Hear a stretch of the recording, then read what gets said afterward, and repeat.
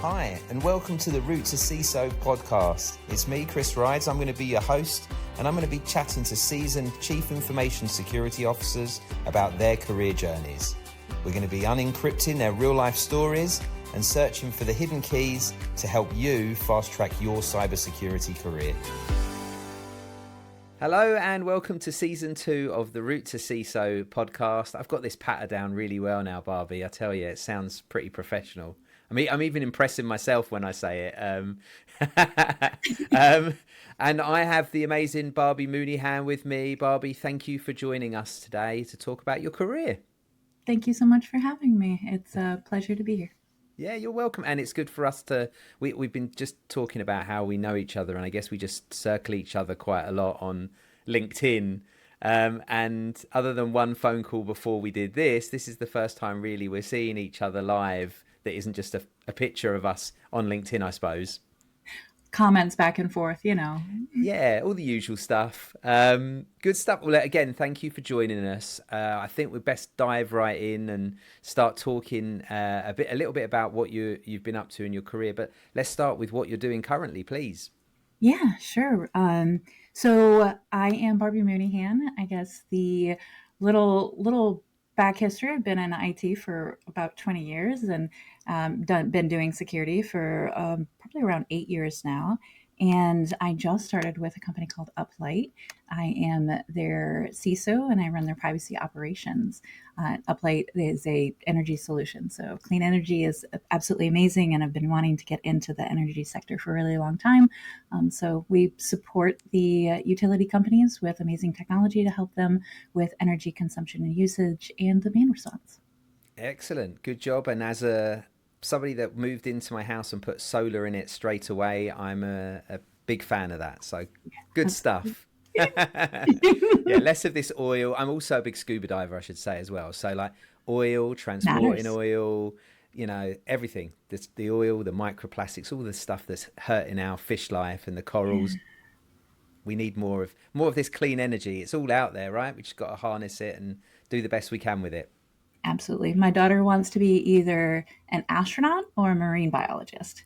Wow. And so she's either going to the sky or she's going underneath the ground. We're not sure yet, but she has an absolute love for the marine biology components of it, sharks and all of the animals of the sea. So she's very regularly reminding us of the impacts of the world and how we use energy and how we use even straws. We're not allowed to use straws at all in public, which I'm completely in support of. But she gets really mad when a waitress or waiter sets down a straw on our table.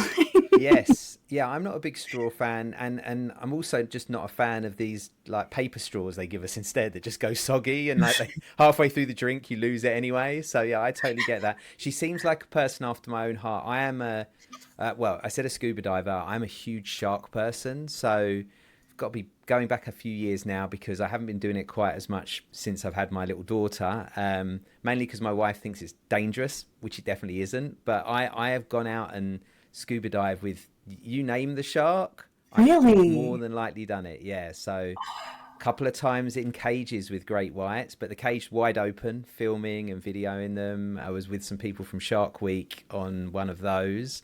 Wow. And then I've been like tiger sharks all over the place, all over the world, and bull sharks and hammerheads and you name it. I spent 1 year just determined to go and see as many of the big sort of sharks, you know, in that 1 year, and that was one of my goals. And I went out and I stayed on boats and stuff. It was amazing. I'd love to do it again. I can't wait till my daughter's old enough so I can do it with her, basically. That is so cool. Yeah, my daughter would be like, when can I meet this person and go with him? Yeah, well, I'm a very popular dad. I drop my daughter off down at the school and I wait with her until she goes in, and all the kids just keep coming up to me and saying, can you show me another shark video? Have you got another shark video? So on my phone there's no service and, you know, it's going really slow, and they're like, can't you move it along? And I'm like, I'm trying my best here. Technology has to be immediate now, right? You can't even wait for it. Yeah, no waiting. They expect it just to be loaded and in there. but I'd literally have nothing left on my phone if I had all of my shark things not in the cloud, I guess. So there we go. Anyway, look, see, Yeah. this is yeah, we should probably talk about careers rather than sharks and We scuba just talked about diving, but availability and the importance of integrity of the data, very right? nice, smooth. This is why you are a CISO, see? You should be the one on here interviewing, like, not me, but somebody else, because you'll be a bit more smoother with that stuff. Good stuff. Well, look, what did you like? How did you get into cyber, and what were you doing? What was your foundation sort of thing? College, what did you do? Ooh, yeah, I was IT actually background. Yeah, So I started in IT when I was in college. I actually have a photo. Can I show a photo? yeah, I of love course you this photo. can. Absolutely, yeah. This is me on my dad's lap. So I've That's been doing brilliant. IT since I was a baby. Maybe that dates me a little bit, but I'm in doing IT since I was a baby. Realistically, I started in college. I started as just a help desk person, and then I took Hmm. over labs and started doing the desktop support and doing the physical support of it, and as well as the imaging and things to that nature. And I just was in IT for a really long time. I did a lot of different components, but when I was in college, I actually have a psychology degree. I have a bachelor's in psychology. And so I actually find my psychology degree helps quite a bit with security and with Right. thinking about how people, the whys of people and Hmm. the whys of the intentions and the behaviors. It's a really fascinating like tie-in. A lot of people are like, oh, your security degree. And I'm like, well, psychology, close. We have similar attributes. Yeah, absolutely. So I utilize my degree a lot I've utilized my degree a lot within my entire career, but definitely in security. And then I was in IT for a really long time, and I started doing training. So I Hmm. started being able to present to people and being able to speak with other people in the organization, like application and the servers and the actual networking components and desktop and everything to that nature. And so I started getting a much broader picture of everything that was involved. And I was at a larger organization, and I was there for a very, very long time. And I had what was called assists. And so you have co-groups, right? And you have friends that you create throughout the years. And we had a lot of assists across the board of like, you help me with get out of this stumper, and I help you get out of your stumper, which is absolutely a great way to learn about what other people do. By the way, if Yeah. you're ever looking to like enhance your understanding of business or the of the IT stack in general. And so I would help other people with their problems, and I helped somebody in IT or in security quite a few times. And when it came to a progression in my career that I needed and that I wanted to get out of training, and I wanted to get out of quality assurance, and I wanted to start moving. I still hadn't found that thing that Right. really drove me and the thing that really made me want to get out of bed. Um, and so, an off chance, my husband actually recommended me to reach out to somebody in the security team and say, hey, what do you think? Do you think this would be a good idea? And that person responded with, I've been waiting for like 3 years for you to ask me. And so he helped me, he mentored me. He spoke with the leader at that company, and got me an interview with the team. And about a year later, after doing a lot of research and reading and talking to a lot of people and helping and kind of doing not on the job, but kind of on the job training, I was offered a position in security as in incident response. And so I was an IT security analyst. Very quickly came in and realized that there was a lot of processes that needed to be developed and some cross training that needed to happen. So I started moving towards that. And about 4 to 6 months later, they made me the manager of the team. So I went from IT security Wow. analyst, cutting my teeth in incident response, to the leader of the team, trying to develop the program in a very short period of time. We can That is dive a into like more into the like what I did in security since then more, but that was kind of my transition into. No, that's amazing. That's such a quick move, and actually quite a lot of good lessons there from people that are looking. I think there's so many people that have come through IT, nowadays, I guess so many people that do their degrees in cybersecurity and feel like they're just gonna their first job's gonna be actually a cybersecurity role, and that's just very, very rare, right? Very rare. Chances are you're going to go into IT or something similar, and then you're going to, there's some convergence. Like more and more IT roles involve some cybersecurity now, so I think you're going to find it easier to gradually do that. But yeah, getting in and making that move and doing it internally, I think, great lesson for anybody out there that's more at the entry level of their career, Yeah. because that's tough. Was there anything like to move to manager that quickly? How did that come about? Because that is a very quick move, right? It is. It really is. And I had been approached about being in leadership before that. And I'd always said, I'll do it when it's right. I'll do it when it's the right team. And I know that I'm at the right capacity in my life to be able to develop programs and support them the way that I need to, Hmm. versus being focused on my own individual goals and career path. Which, not saying that you have to give up on your own career path to become a leader, but it's very different as a leader than it is as an individual contributor. And so when I came into security, there was definitely a need to step into that role. There was a need to pull the program up and make it more official and understand what it was. And I remember having conversations with my leader at the time and saying, I want to stop picking the weeds with our hands, and we need to mow the field. Like we have to be able to mow the field, and we can't do that if everybody's kind of in their own little worlds doing their own things. And so I brought people to the table. I started developing things out. I knew what I needed to hire for. I did a lot of research on what a good incident response program was. And I did a lot of thinking on what we could do to even improve that further. And then I just started implementing. And I started working with my leadership and saying, hey, this is what I need. This is what we need to implement. And they saw the value throughout the process of it. And I was kind of not forced into it, but it was like of necessity, right? The Right. team needed a thing, and it needed direction and a move forward. And I filled that need because I was trying to learn myself. And whenever I learn things, I like start sacking away the information and organizing it, putting it all together. And I was just doing that with the entire team. And then I said, I need this person to do these things because these things aren't being done. And they said, oh, okay, well, go hire said people. And then all of a sudden, through time, it made more sense because I was already doing the work. And that was kind of the conversation with HR at that point is it's not that we need to promote her to this position because we need this position filled and we need to start doing this position. And so she's already doing this position, and this Yes. position has already been filled. We need to understand and justify her work ethic, right? And be able to push that forward and get her to the level she needs to make the decisions, to be at the table and have the conversations she needs to have and have the influence she needs. Yeah, that's great. You need the support. There's a lot of I mean, in some cases, like individuals contributors kind of thrown into management and then not always supported Yeah. that well. So, was there anything specific they did to support that, or anything that you personally worked on to sort of make yourself a better manager, or give yourself that opportunity?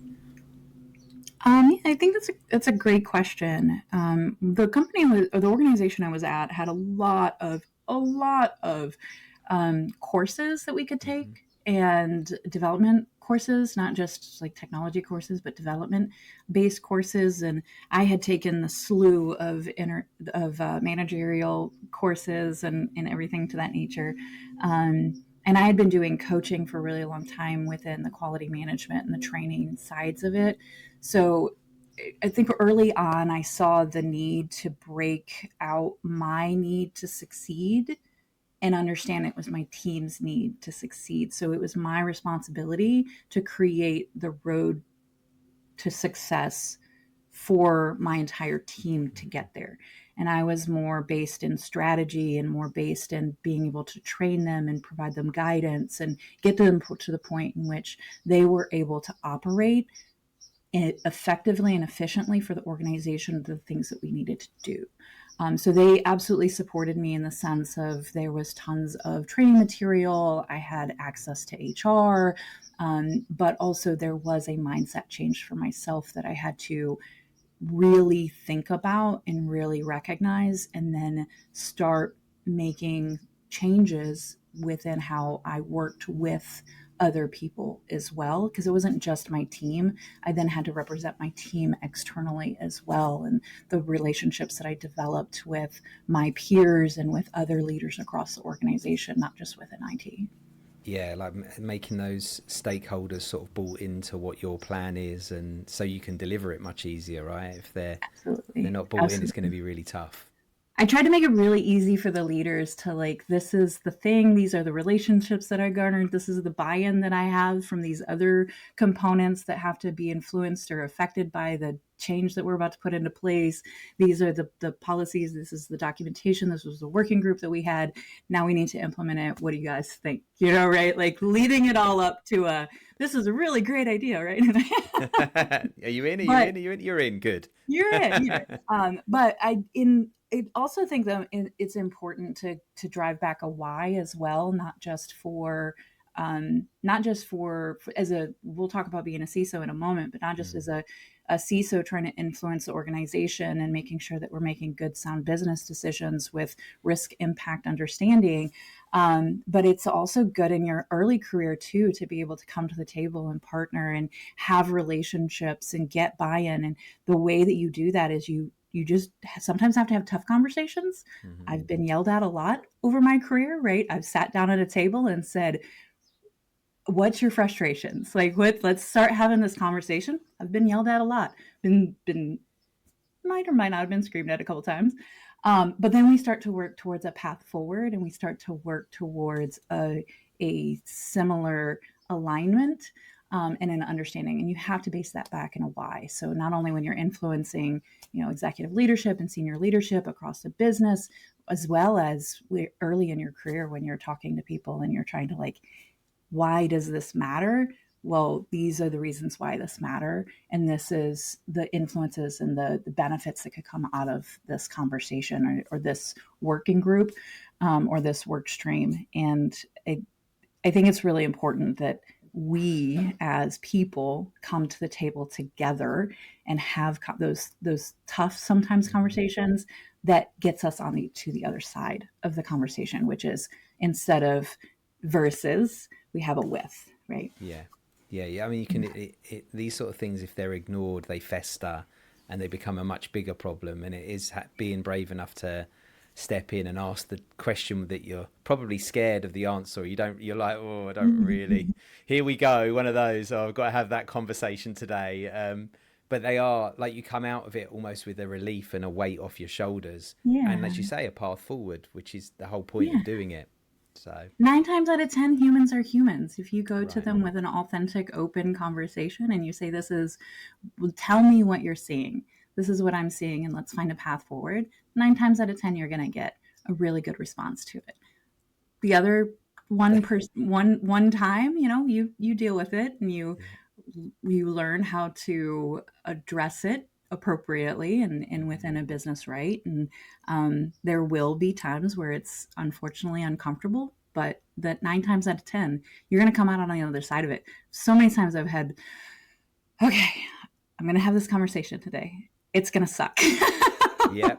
But the only way through is through. The Yeah. only way onto the other side of it is to go through. Sometimes going around isn't enough. Yeah, there's so many amazing quotes around that. Like, diamonds are built under pressure, and muscles aren't built without breaking a little bit, right? That's how you build muscle, and all of those great ones. And it's because they're so true, right? If you don't put yourself in those difficult positions, if you're not willing to take that chance that you're going to get the 1 in 10, that's going to be a horrible conversation, and then if you're not open-minded enough to then look at that 1 in 10 and say, even if it's not your fault, what could I have done better, or what could have I done Yeah. differently? You got to learn from those things. Yeah. Absolutely.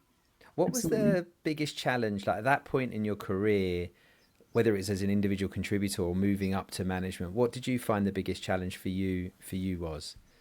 Mm.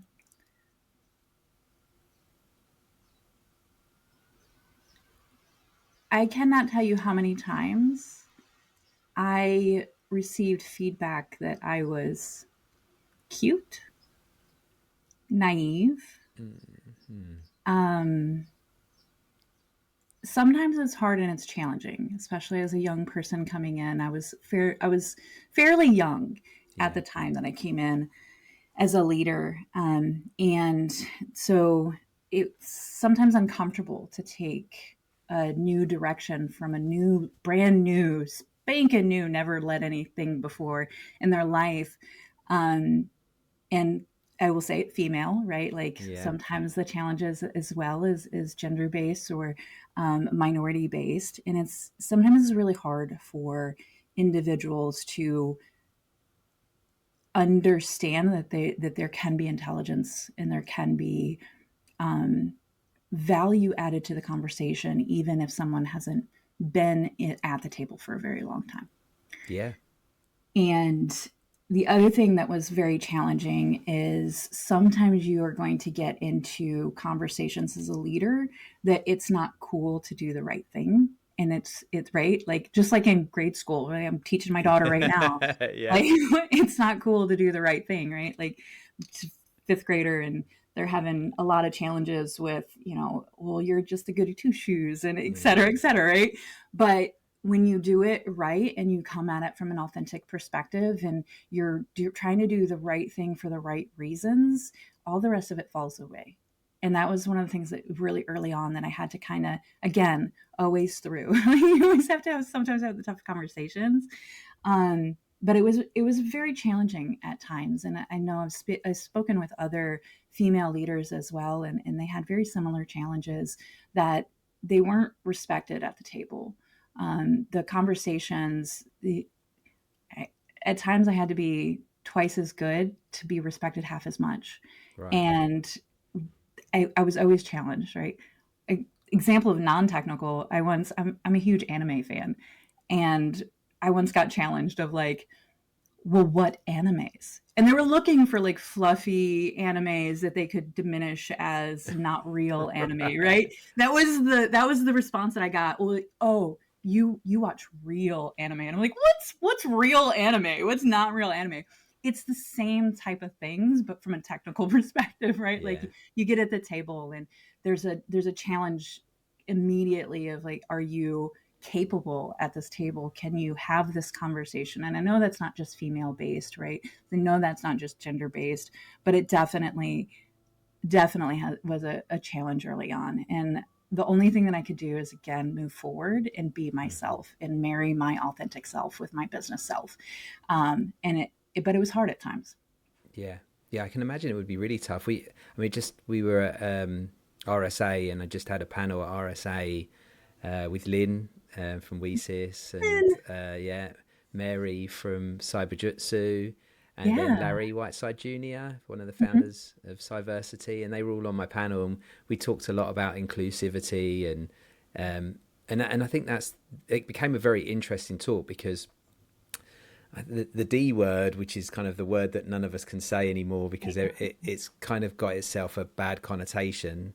I'll say it: diversity. I'll say it really quiet. I can say it really loud for you if Yeah, you want. yeah. Go on, do it, do it. Just shout it out. Diversity. I'm hoping I got that. I don't. It felt like it cut out exactly when you said it. Somebody's. Oh no! Yeah, I actually wonder whether somebody's here on my network and they're like bleeping you out. Boop. um, That'd be amazing. yeah, it would be correct. I mean, it's scary, amazing, but scary. But what was really interesting, and actually I quite liked it, is we ended up talking so much about inclusivity, and that actually inclusivity drives everything else anyway. Mhm. And being that open minded that you've got somebody in your team that's a bit quieter than everyone else, right? Regardless of how they Mhm. look, their gender, whatever, they might just be a little bit quieter, right? Doesn't Yeah. mean they haven't got a great idea. Doesn't mean that they don't need to be encouraged to hear from them, right? And it may Yeah. well be. And I've been in recruitment for a very long time, but there's nothing. So I've learned things off people that I've brought into the business that have only been there for a few months because they ask questions Yeah. that other recruiters might be thinking, well, that's a silly question. Why are they asking that? Whereas they're asking a question because they just they don't know everything else. Yeah, And that question sparks a thought, that sparks a discussion, that all of a sudden sparks a different way to look at something. absolutely. Um, and I remember when I first got into recruitment, I came up with a couple of ideas that the business had never done before, and I was like, I'm going to call it this, and it's going to be a different way of doing things. And you can see people going, "That's a bit strange," and then they worked, and it worked, and Yeah. then all of a sudden, I'd hear the people a few desks down doing exactly the same thing, right? Listening to, and so I think you've got to be open that people that aren't the same as you will have great Mhm. ideas, even if they don't have your experience. And including them helps you as a business. It really, really helps with retention. I don't want to get myself out of a job as a recruiter, but you want to solve your retention. Start including people and making them feel wanted and part of the business, and that they're making a difference. So I'm a big proponent of that for sure. Yeah, me as well. And I don't want to go too far down this one because I know we're talking about other things today, but um, I do think the inclusivity is so important. It's so much harder as a person that isn't naturally represented. It's so much harder to get things done. It's like a Yeah. constant, you're like sludging through mud in comparison to like watching somebody walk on water, right? Like you're like, Yeah. they're just skating by. It's just like a surfboard across the water, and you're like just hitting that mud. I will say it's worth it, right? Like Mm. to be able to look back and the abilities I have now, because I wouldn't have challenged myself as hard, and maybe I wouldn't have known the things that I know as in depth as I did if I wouldn't have had to come to the table expecting a challenge every turn. But it is good for us to recognize other people have ideas, and I don't like to surround myself with people that I have to teach all the time. I love to bring in people that can teach me. Not that I don't need to provide guidance from like a more leadership Of perspective course. or maybe overall strategy perspective, etc. But if I'm the smartest person on my team, I need to get some more people on my team. I need to get some more ideas. And sometimes, like you said, sometimes it's the newer individuals. Just like, don't be scared to ask a question. Don't be scared to stop the conversation. I was very early in on a leadership position, and we were sitting at the table, and I rose my hand because it was just like acronym after acronym after acronym. And I was like, I'm so sorry. I know I'm new here, but what? Yeah. I don't, the whole sentence didn't make sense. Is And this I a got code? 5 IMs. 5 IMs. It was like, I had no idea what was going on. Right. Because Nobody so else wanted many to of put their us hand up. stay quiet, right? Like so Yeah. many of us stay quiet because we're like, everyone else understands what's being said, but I don't. I'm just gonna sit here and accept it. Whenever I can almost guarantee you somebody else is on the call that's like, or on in the room that's like, yeah, yeah, that sounds great. Like just raise your hand and say, can you clarify that, please? Yeah, yeah, I totally agree. I think I always say to people, if you're thinking that you need to ask a question about something, there's probably a whole bunch of other people in the room that are also thinking the same thing. It's just who's going to actually have the stomach to sort of stand up and actually ask it, right? Yeah. Because I guarantee you'll have a load of other people following you. That's good. So let's go back to your career. You're a manager. Um, what's your next step? Where are you at this point? What company are you at, and where's your next sort of step from here?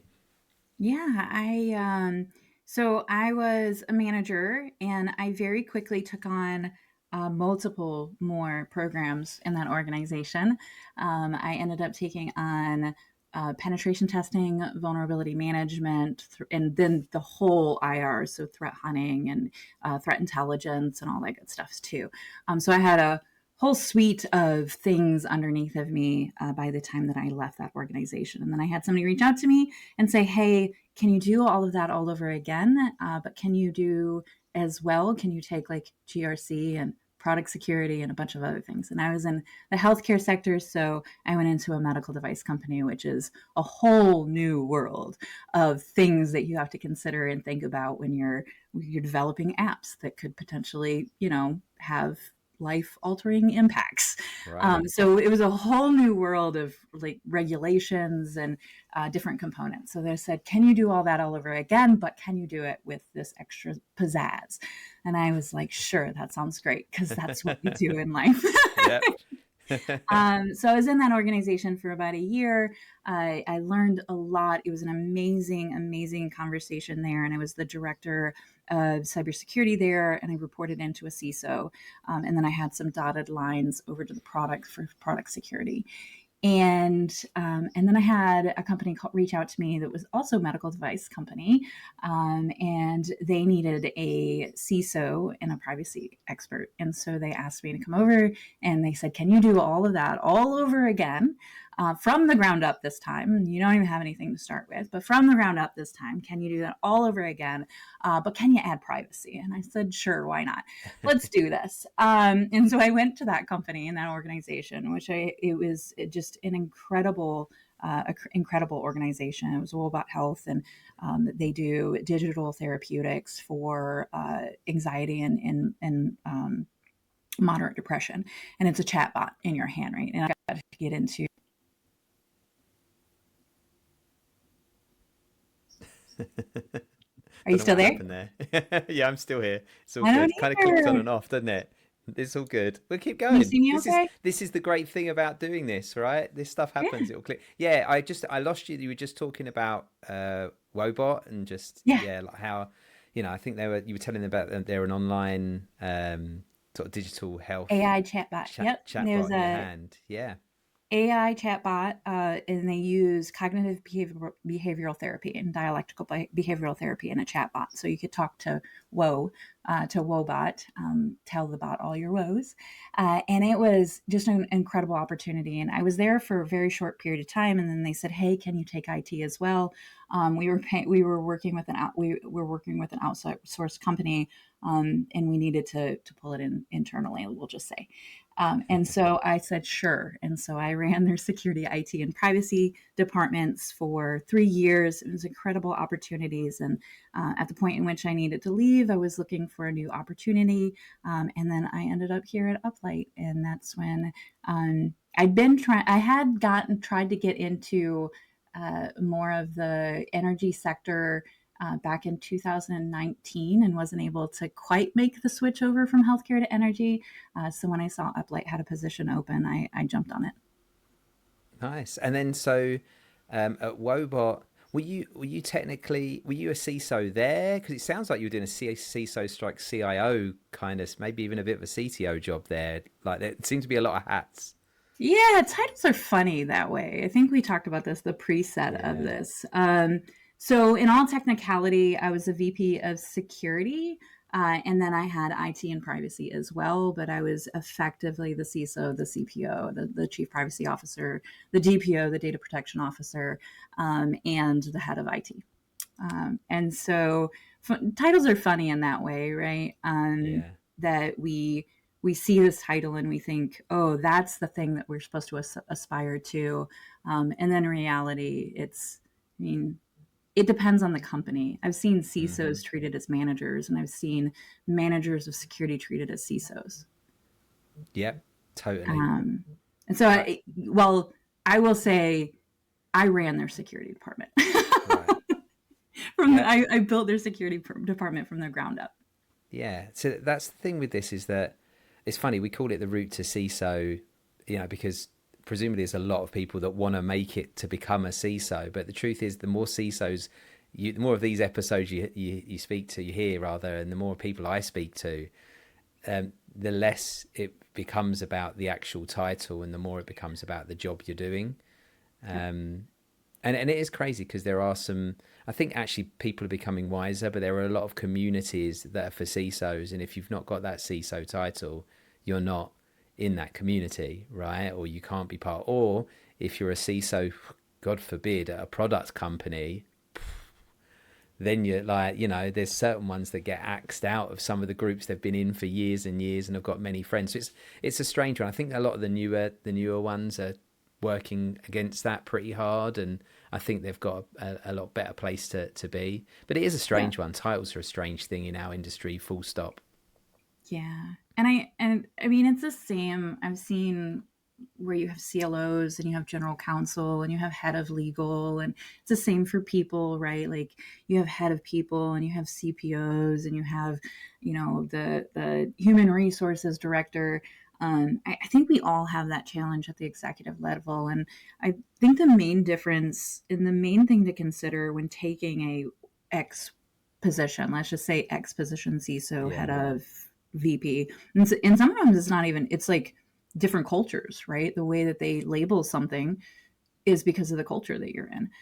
But I think one of the things that you need to consider if you're going to take a CISO position is the risk level of the organization, how they treat security within the organization, and whether or not you have the executive leadership buy-in, whether or not you're going to be having conversations with the CEO, and whether or not you're going to have conversations with the board. So those are kind of those triggers of understanding where in the conversation it makes most sense. And like, title aside, your influence is what matters, and being able to be a successful person that can implement security into the organization at an appropriate level for the business to be able to run and to be able to protect the people, the business, and the users, right, and the clients. And I think that's like, I understand the CISO position is important. A lot of times we talk about the CISO position because it's a chief of something, right? And which would get you to the executive leadership table versus the senior leadership table.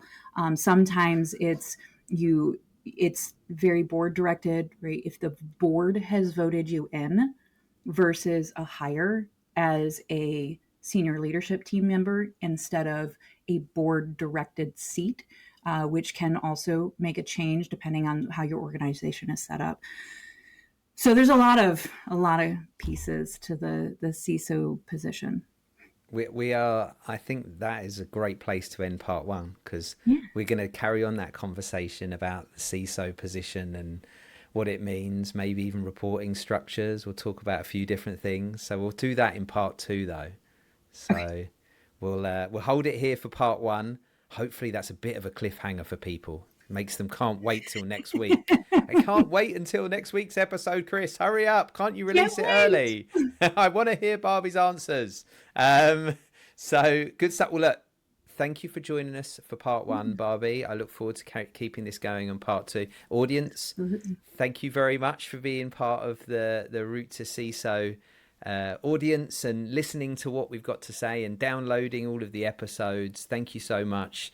If you didn't do it, then I probably wouldn't continue making these, right? So it's all up to you guys to keep sending your likes and your comments and all of those lovely things. And make sure you tell me if you want me to ask other questions, if you've got other things you want me to dig into, or you've got some suggestions for guests, then you need to let me know, because then I get more great people like Barbie on, you see. So thank you all. I'll see you at part two in a week's time. Thank you for listening to the Route to CISO podcast. If there's something you really want me to ask on the next episode, or if you're a CISO who wants to inspire the next generation, please reach out. I'll leave a URL to my LinkedIn profile, and make sure you connect and message me there. We're always looking for feedback, so please don't forget to like, comment, and subscribe wherever you get your podcasts.